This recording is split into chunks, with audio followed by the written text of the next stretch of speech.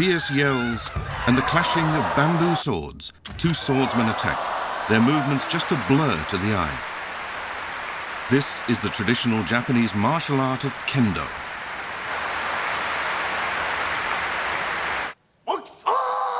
The aim of Kendo is not merely to defeat your opponent, it's also a way to train your mind. In the days of samurai warriors, mastery of the sword was a matter of life and death. That unflinching spirit remains undimmed in modern-day Kendo. Fighting with just one arm, this man puts in long hours of training. It will make the difference between victory and defeat. Now Kendo's going global, and practitioners from many countries gather for the World Kendo Championships. On this edition of Begin Japanology, we introduce Kendo, the way of the sword that has kept alive the traditional samurai spirit.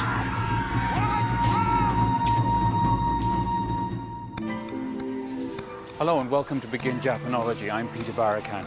Today I'm visiting a university dojo, which is a gym devoted to the practice of martial arts. In our case today, Kendo. So I'm going to go straight in and take a look.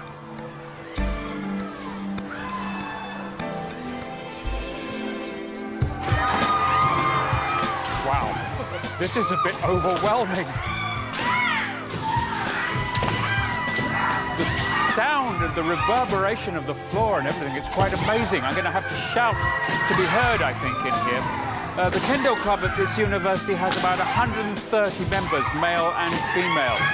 There are lots of clubs like this all over Japan. You'll find them in universities, in schools, in companies, and in towns just all over the country. And people taking part in Kendo, the age range is anything from about 7 to 77. Kendo is a competitive martial art in which the participants try to strike each other with bamboo swords. The roots of Kendo lie in the combat between samurai warriors who were trained to use their swords to cut each other down. But over the years, Kendo developed into a martial art which is as much about mental discipline as it is about actual combat. First of all, let's take a look at what Kendo is all about. There are currently an estimated 1.6 million Kendo practitioners in Japan. These include both adults and children.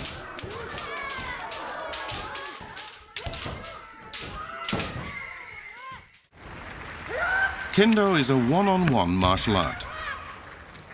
Practitioners wear protective equipment modelled after samurai armour and fight with bamboo swords. To win, you must strike your opponent using movements that follow the proper form.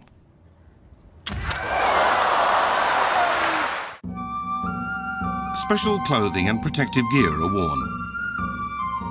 The basic clothes are a jacket and wide pleated trousers. Kendo bouts are fought barefoot.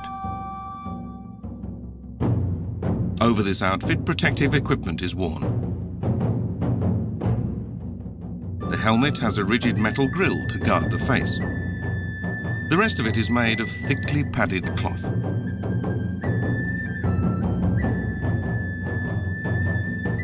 A chest protector covers the torso and mid-body. It has a hard central portion traditionally made of lacquered bamboo. The crotch protector is made of flexible fabric so that the legs can move freely.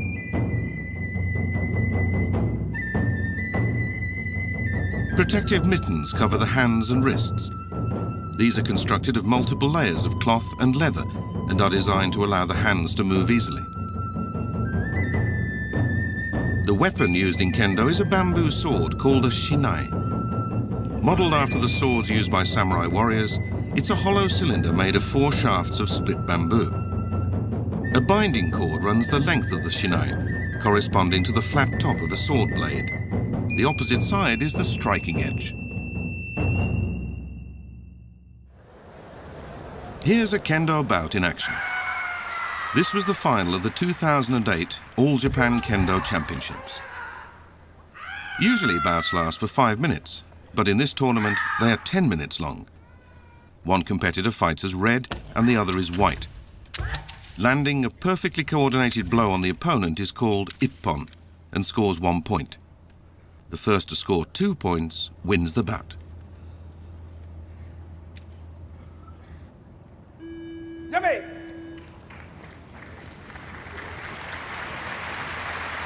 This bout could not be decided in regulation time, so a period of overtime follows. Then, in the 9th minute of overtime.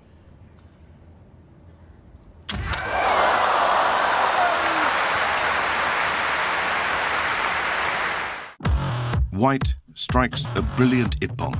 It's the winning blow. Besides needing speed, fighters must also make the correct movements and loud yells.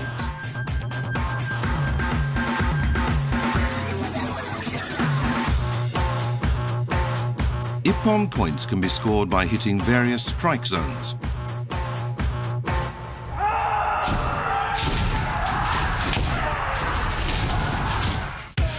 First, a blow to the head, a technique called men. To score ippon, the blow must land on the forehead.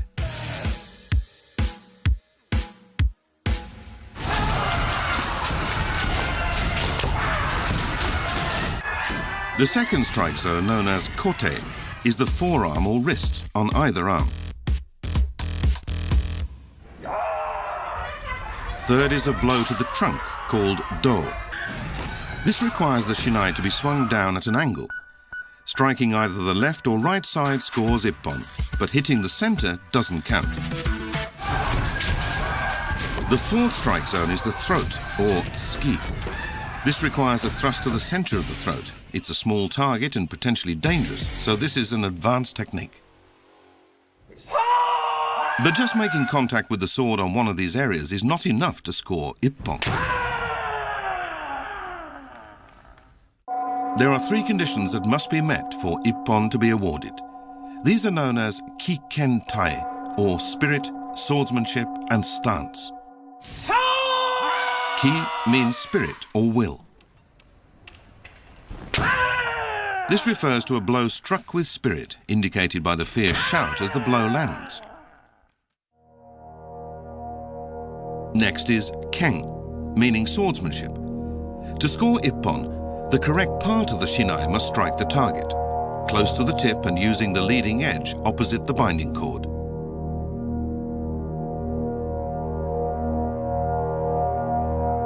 Viewed again in slow motion, you can see that the tip of the shinai lands squarely on the target.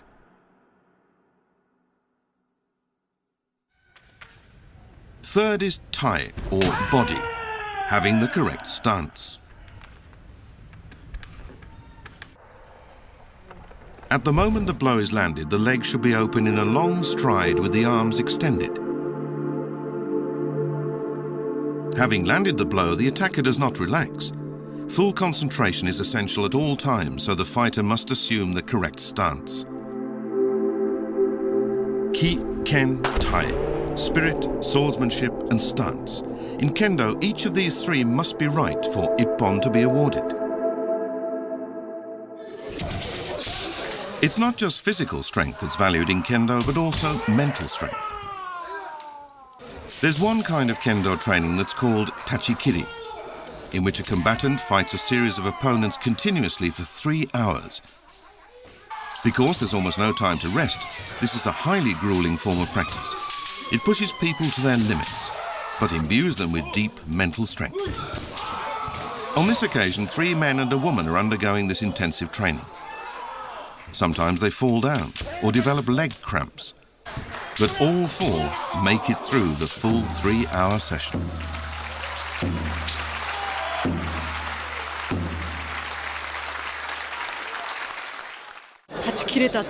I'm overwhelmed that I was able to stay on my feet until the very end. This was the best experience I've ever had in Kendo. Kendo is a sport in which the objective is not simply to defeat your opponent, but also to train your own mind.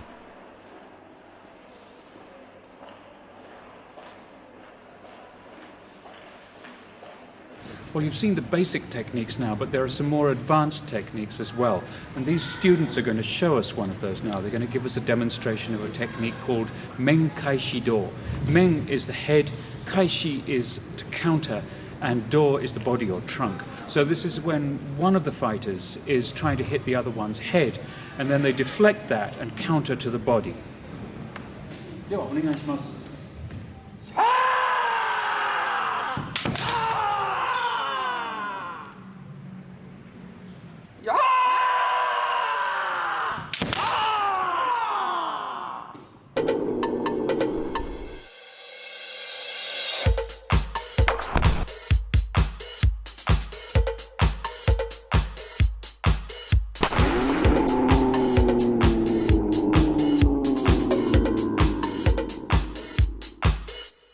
As you can see, Kendo is a pretty demanding discipline, which is quite natural when you consider that it derives from the combat between samurai warriors whose lives depended on the mastery of these techniques. Of course, there's no actual killing in Kendo, but the mindset is very much kill or be killed. Let's go on now and take a look at how Kendo came about in the first place. Up to the start of the 17th century, Japan was ravaged by civil war, with regional warlords fighting to expand their power. For the samurai of that time, the way they handled their spears and swords was a matter of life or death.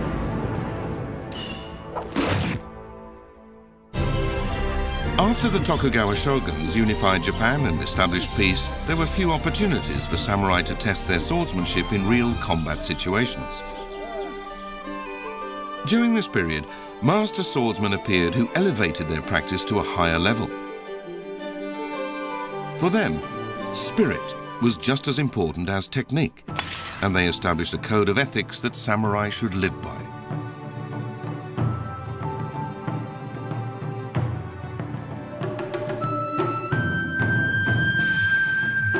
One of these master swordsmen was Miyamoto Musashi, who lived in the 16th and 17th centuries. In his youth, Musashi fought more than 60 one-on-one duels and was never defeated.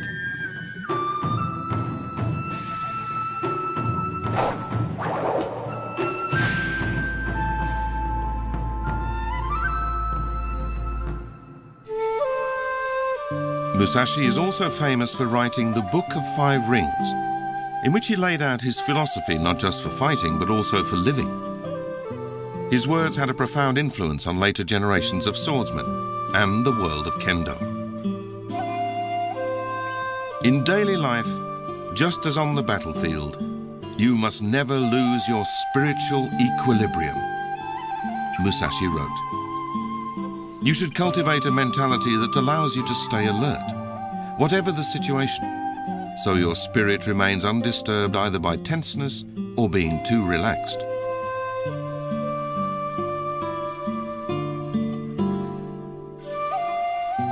The journey of 1,000 miles begins with a single step. Perseverance in training is essential. Be better today than you were yesterday, and then strive to become better still. Cultivate unwavering self-discipline. Musashi taught the importance of always remaining calm and making efforts to improve yourself every day. The spirit of Musashi and the great swordsman has been passed down through succeeding generations.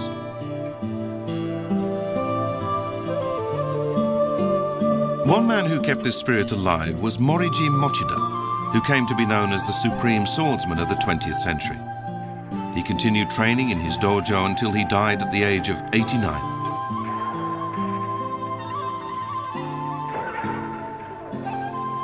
This is what he said about the way of the sword. I spent 50 years mastering the basics of Kendo.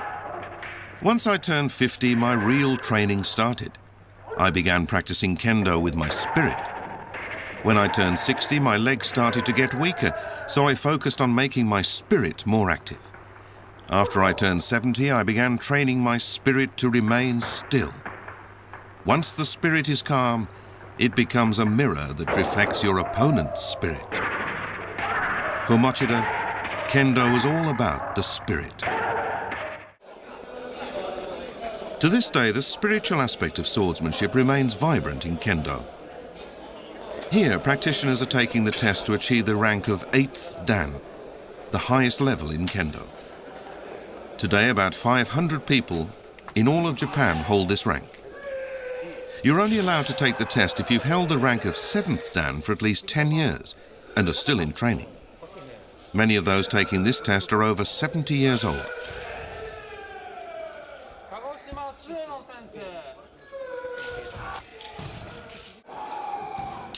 In this examination, you're tested not only for the excellence of your technique, but also your character. What's being judged is whether mind and technique are in unison as each blow is struck.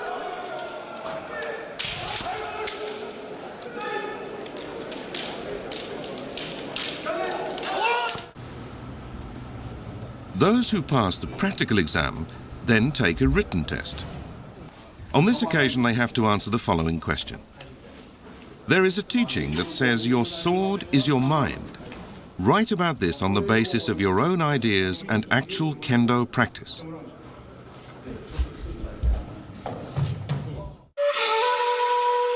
Only those who have attained a supreme level of technique, experience and character are awarded an 8th Dan in Kendo. Techniques originally honed as combat training for survival on the battlefield were elevated to the level of a spiritual discipline. This is the origin of Kendo, a martial art with a proud 400-year tradition.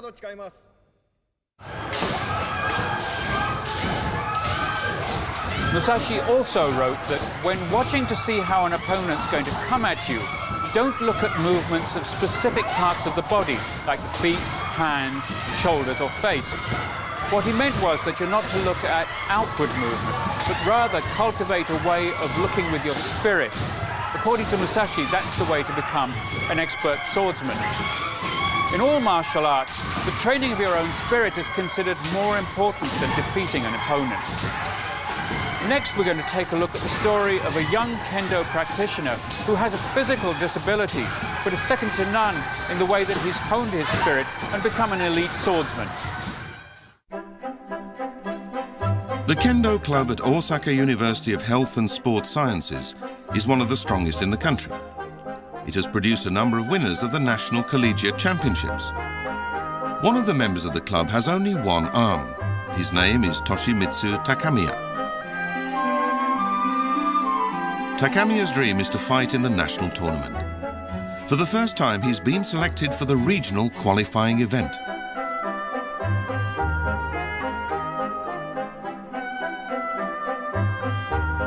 There are no special rules in Kendo for people with handicaps, so Takamiya has relied on his own individual strategies and hard work.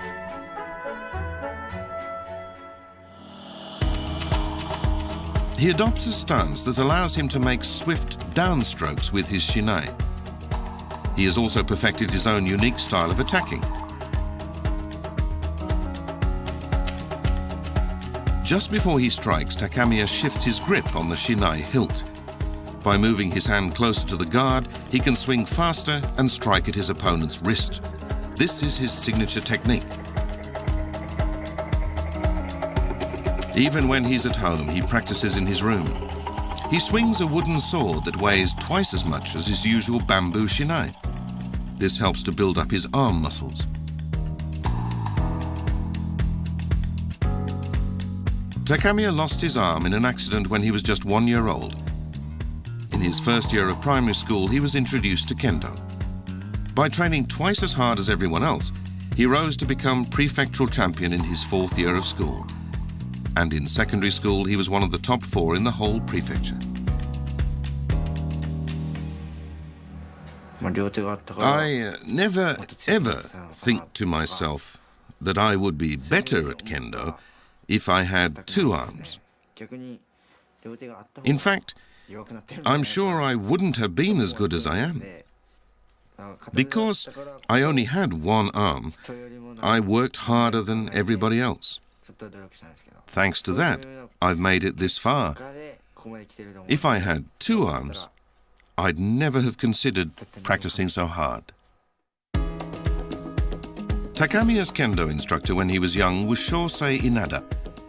He says he can never forget the way Takamiya used to get back on his feet again and again, no matter how many times he was knocked down. Inada says Takamiya wanted to make people forget that he had a handicap.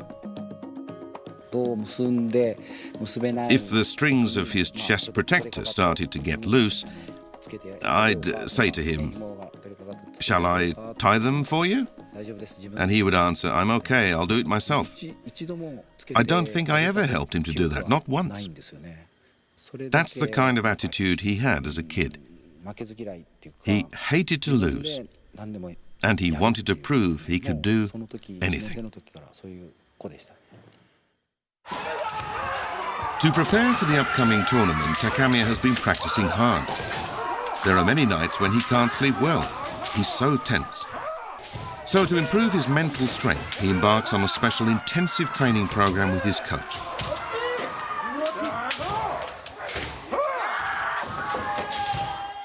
If he is to achieve his dream of reaching the national meet, everything will depend on Takamiya's strength of spirit.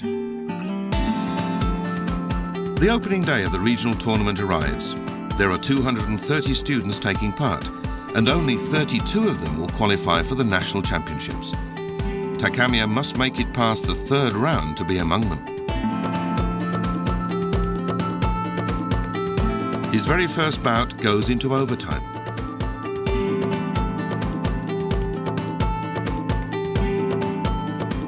Finally, Takamiya lands an ippon blow on the right side of his opponent's forehead.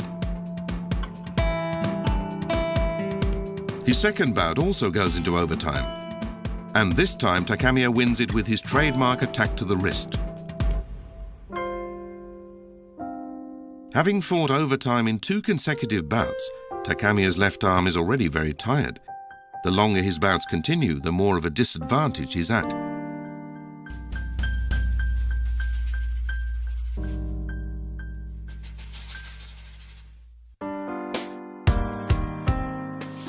His third round bout starts. These 5 minutes will decide whether or not he reaches the national championships. With the fatigue in his left arm, Takamiya comes under severe pressure. But he remains calm and smoothly evades his opponent's attacks.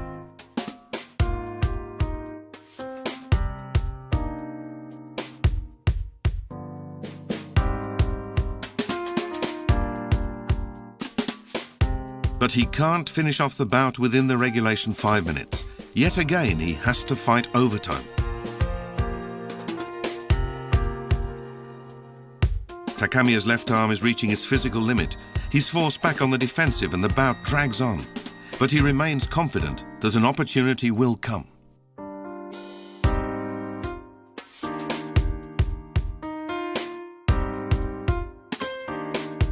Be better today than you were yesterday, and then strive to become better still.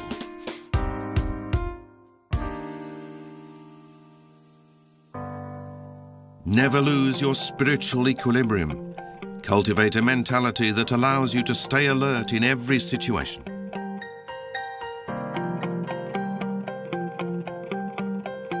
Even as the overtime stretches on, Takamiya's concentration does not waver.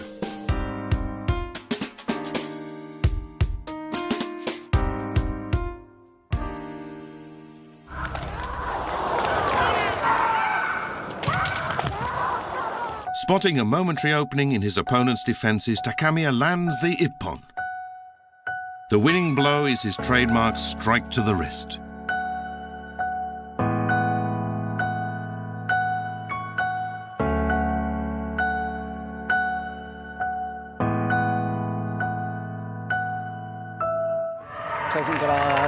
Because all my bouts went to overtime, it was really hard. But I'm happy I made it through and qualify for the next level.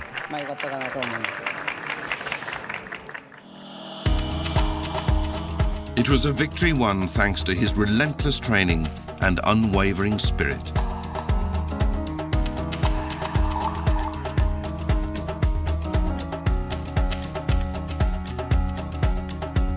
This is Takamiya's old school in Kumamoto.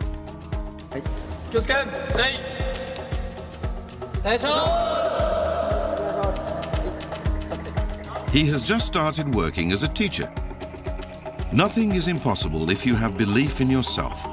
That is the message Takamiya wants to give his students.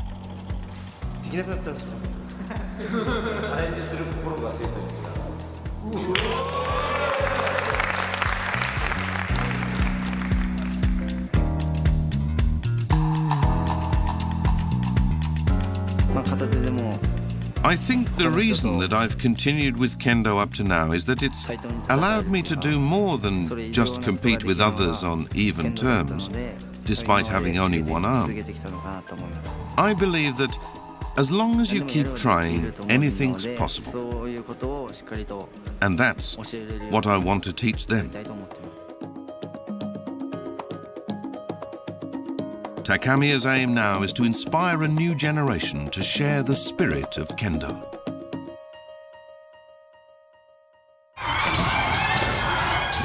Wow. Japan has numerous disciplines whose names end in do, do meaning way. Kendo, of course, is the way of the sword. Judo is the way of softness. Sado, literally the way of tea, is a study of the tea ceremony. Each of these disciplines has techniques which you need to master, but more than that, they're about learning a way of living or a way of being. Both Judo and Kendo can be considered sports nowadays, but their aim is for the practitioners to develop themselves and to develop a way of living. In that sense, Mr. Takamiya, who we just saw in the video, is a true Kendo practitioner in that he's trying to teach his students how to live and how to share his zest for life. Kendo certainly is a sport, but it's not just a sport. It's also becoming increasingly popular outside Japan these days, and we'll leave you with a look at that. I'll see you again next time. Glasgow, Scotland. This was the venue for the 12th World Kendo Championships. The invited spectators included Britain's Queen Elizabeth.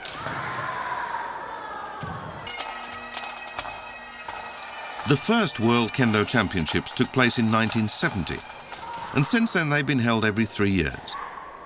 The number of nations taking part has grown to more than 40, including France, the United States and South Korea. France is one of the emerging powers in Kendo with more than 7,000 practitioners.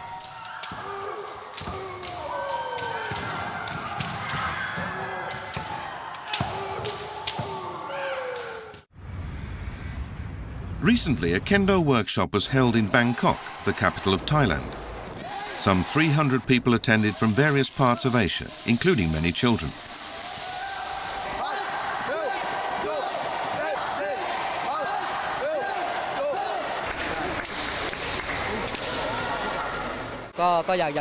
Kendo teaches manners, and it's useful for giving you mental focus.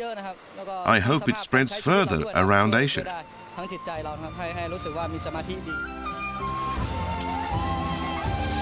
Kendo is a sport that develops inner strength as well as physical skills. Now this traditional Japanese samurai spirit is starting to spread around the globe.